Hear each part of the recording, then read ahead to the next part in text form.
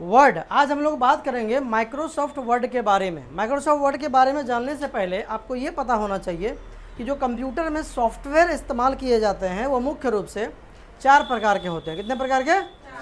बोल सकते हैं, ठीक है। 4 में जो सॉफ्टवेयर होता है, सबसे पहला होता है सिस्टम सॉफ्टवेयर। क्या होता है? जो कि कंप्यूटर के अंदर सबसे पहले डाला जाता है, जिसके अंदर आता है ऑपरेटिंग सिस्टम सॉफ्टवेयर, और इसको डालने के बाद आपका कंप्यूटर हो जाता है स्टार्ट। और स्टार्ट करने के बाद जो अलग से सॉफ्टवेयर उसमें डालते हैं हम लोग, कहाँ से डालते हैं? अलग से।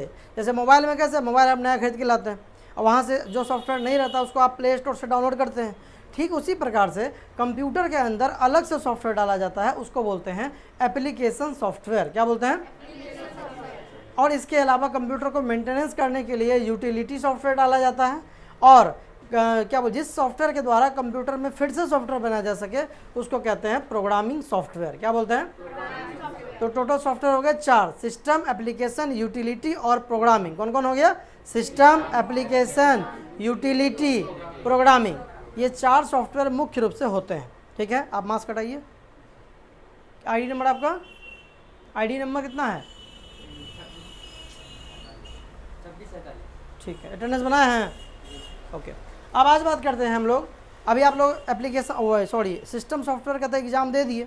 उसके बाद जो सबसे पहला हम लोग सॉफ्टवेयर स्टार्ट करेंगे वो हमारा होता है एप्लीकेशन सॉफ्टवेयर में जो सबसे पहला होता है वो होता है माइक्रोसॉफ्ट वर्ड। क्या होता है? इसका दूसरा नाम है विन वर्ड। क्या नाम है?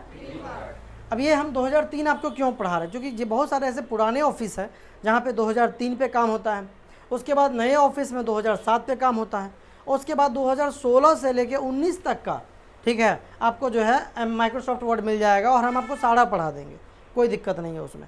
लेकिन 2 हम आपको मेन पढ़ाएंगे, बाकी सारा आपको बताएंगे। ठीक, तो ये हम इसलिए पढ़ते हैं, पुराना ऑफिस में इसका वर्क होता है। अब अगर बात करें माइक्रोसॉफ्ट वर्ड की, तो वर्ड प्रोसेसिंग। अब वर्ड प्रोसेसिंग क्या होता है?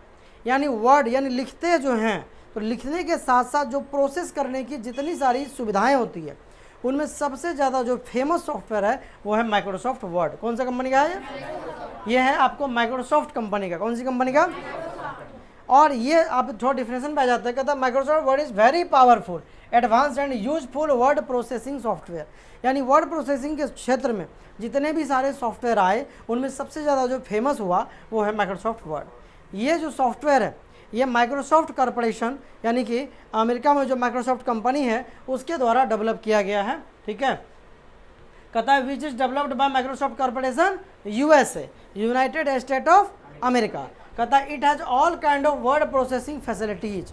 इसमें वर्ड को प्रोसेस करने के लिए बहुत सारी फैसिलिटीज दी गई है। लाइक टू क्रिएट, क्रिएट का मतलब होता है बनाना या फिर तैयार करना।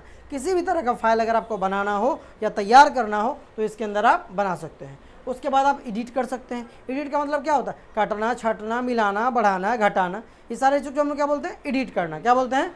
एडिट करना। एडिट के बाद इसमें जो है आप फॉर्मेट यानी बहुत सारा स्टाइल इसमें आप लगा सकते हैं। आज तक पूरी दुनिया में जितना भी चीज़ आप देखे होंगे लिखने से संबंधित, ठीक है, जितना भी स्टाइल आपको मिला होगा वो सारे के सारे स्टाइल इसके अंदर आपको मिल जाएंगे। इसके बाद क्या है, आप लोग इसमें सेव कर सकते हैं, कुछ भी बना क्या कर सकते हैं? सेव कर सकते हैं। इसको पढ़ा दे क्या? ये नहीं लिखना है यहाँ से।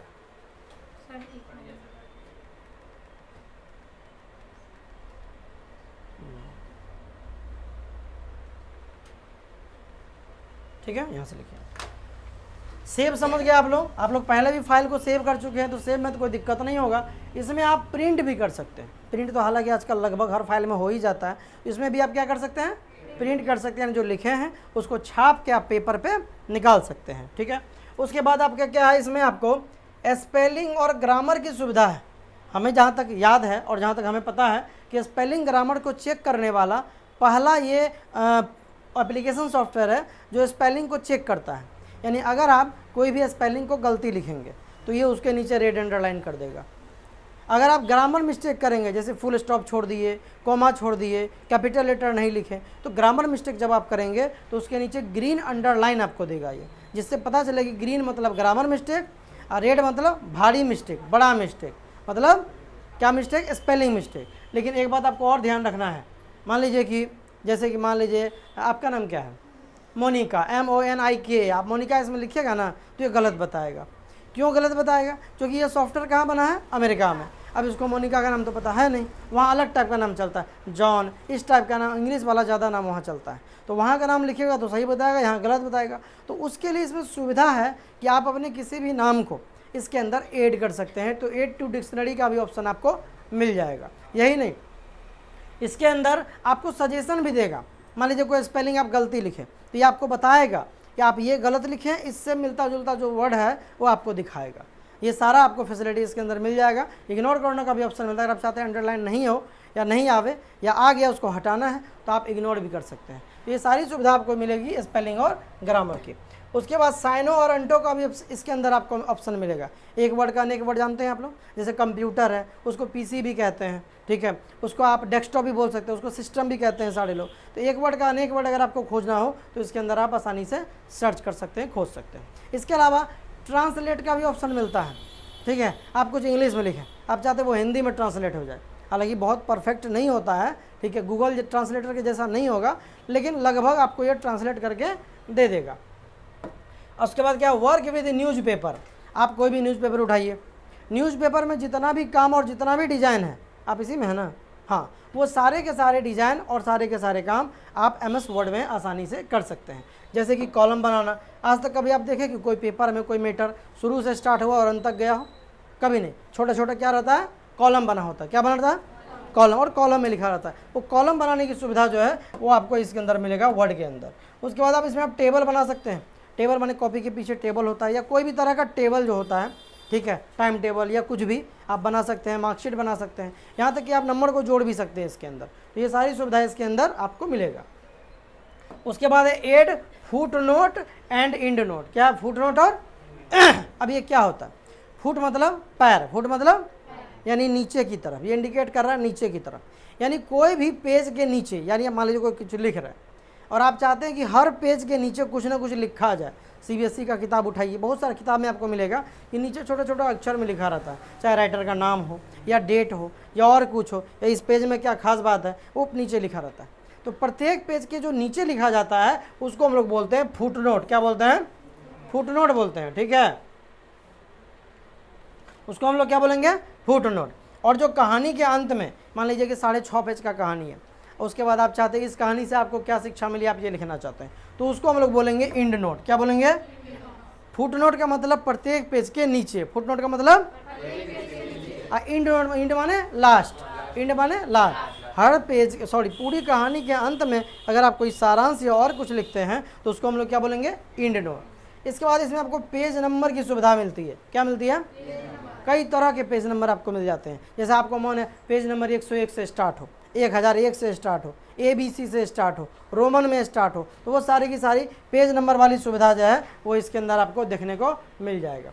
उसके बाद स्पेशल सिंबल आपको मिल जाएगा। जैसे कॉपीराइट का सिंबल C लिख के घेरा हुआ रहता है तो उसको बोलते हैं हम लोग कॉपीराइट का सिंबल, वो आपको मिल जाएगा। मान लीजिए आपको उसके बाद ये बुक मार्क, जब आप लोग कोई इंग्लिश का किताब पढ़ते थे खास करके तो टीचर क्या बोलते थे, ये बहुत इंपॉर्टेंट टॉपिक है, इसको ऐसे अंडरलाइन कर दो, इसको ऐसे घेर दो। अब पूरा इतना मोटा किताब अगर रहेगा तो कितना अंडरलाइन करिएगा, कितना घेरिएगा, सबको नोट करना पड़ेगा फिर किस पेज नंबर में क्या है। बस वही है, अगर आप कोई भी बुक बना रहे हैं या पढ़ रहे हैं और आप चाहते हैं कि कोई स्पेशल वर्ड को, स्पेशल लाइन को कहीं ऐड कर दे ताकि हम बाद में वहाँ एक बार में सर्च करके खोज सकें, तो आप बुक मार्क के अंदर उसको ऐड भी कर सकते हैं और एक बार में जंप करके वहाँ पे जा भी सकते हैं। ये सारी फैसिलिटी आपको किसके अंदर मिलेगा? बुक मार्क के अंदर। उसके बाद है कमेंट। क्या है? कमेंट को हिंदी में हम लोग बोलते हैं टिप्पणी करना। क्या बोलते हैं? नहीं बोलता है कमेंट पास कर दिया, कोई कुछ बोल दिया, छोटा मोटा बात, वो भी कमेंट है, लेकिन यहाँ पे कमेंट का मतलब 2-3 चीज़ होता है, हम बताते हैं क्या। जैसे मान लीजिए आप लोग सब आते हैं ऑफिस में, जब पहुँचते हैं तो जो मैम वहाँ बैठी होती है अकाउंटेंट, आपको कैसे कहती है कि आज आपका पेमेंट का डेट है, कल आपको बिल मिला था, ये सब उसको याद थोड़ी रहता होगा। आप मानते कैसा याद किसी को रहेगा?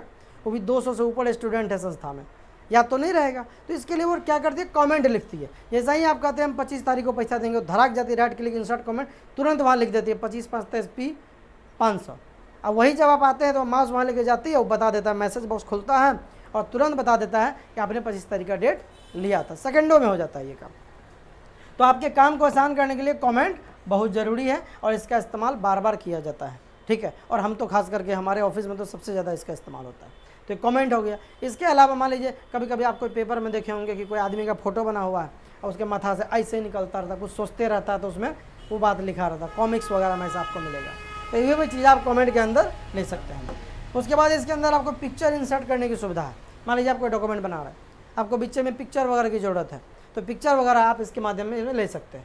ऑब्जेक्ट, इतना फैसिलिटी होने के बाद भी अगर कोई काम आपका इसमें नहीं बना तो आप ऑब्जेक्ट के माध्यम से किसी दूसरे प्रोग्राम में जाके भी काम कर सकते हैं।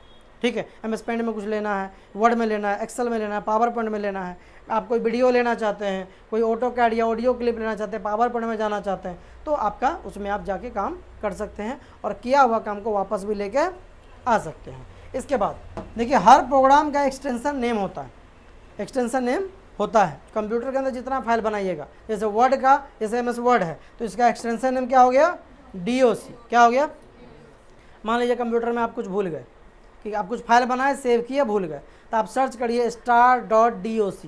MS वर्ड का जितना फाइल रहेगा वो सारा के सारे आपको सर्च करके मिल जाएगा। और आप लोग जो यूट्यूब पे देख रहे हैं, बता दें कि हम क्लास में पढ़ाते पढ़ाते बना रहे हैं, थोड़ा बहुत वीडियो में शोर शराबा होगा, ठीक है, तो देख लीजिएगा। अच्छा लगेगा तो लाइक जरूर करिएगा। चलिए, तो यहाँ पे ये DOC जो है MS वर्ड का एक्सटेंशन नेम है। उसी तरह पावर पॉइंट का एक्सटेंशन नेम होता है .ppt। क्या होता है, एक्सेल का XLS होता है, MS वर्ड पिक्चर का JPG या फिर PNG होता है। उसी तरह से मान लीजिए कि और भी सारे प्रोग्राम, वीडियो का जो MP4 होता है, म्यूजिक का MP3 होता है। इस तरह से हर फाइल का एक्सटेंशन नेम होता है जिससे कि आपको सर्च वगैरह करने में वो आसान हो। ठीक है, चलिए आज के लिए इतना ही। आप लोग उम्मीद करते हैं कि MS वर्ड समझ गए होंगे, जो नहीं समझे होंगे यूट्यूब पे दोबारा देख लीजिएगा।